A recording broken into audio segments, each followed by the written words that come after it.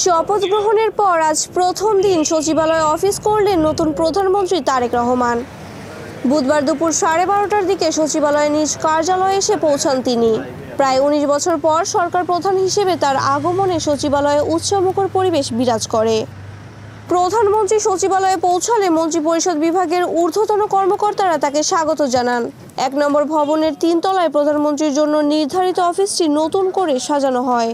তবে বুধবার সকাল থেকেই সচিবালয় এলাকায় নিরাপত্তা ব্যবস্থা ছিল বেশ কঠোর। প্রতিটি প্রবেশ পথে তল্লাশির পর কর্মকর্তা কর্মচারীদের ভেতরে প্রবেশের অনুমতি দেওয়া হয়। শুধু প্রধানমন্ত্রী নন, আজ থেকেই কাজ শুরু করেছেন নতুন মন্ত্রিসভার সদস্যরাও। কর্মকর্তা কর্মচারীরা ফুল ও মিষ্টি দিয়ে নতুন মন্ত্রীদের বরণ করে নেন। ইতোমধ্যে অন্তর্বর্তীকালীন সরকারের উপদেষ্টাদের নাম ফলক সরিয়ে নতুন মন্ত্রী ও প্রতিমন্ত্রীদের নাম বসানো হয়েছে।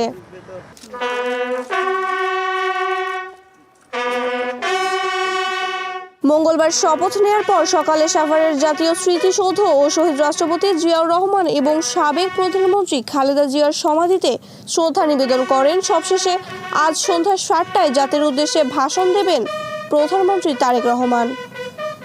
সেখানে নতুন সরকারের ভবিষ্যৎ পরিকল্পনা সম্পর্কে দেশবাসীকে জানাবেন তিনি। মাহবুবা ইসলাম, মানবকণ্ঠ।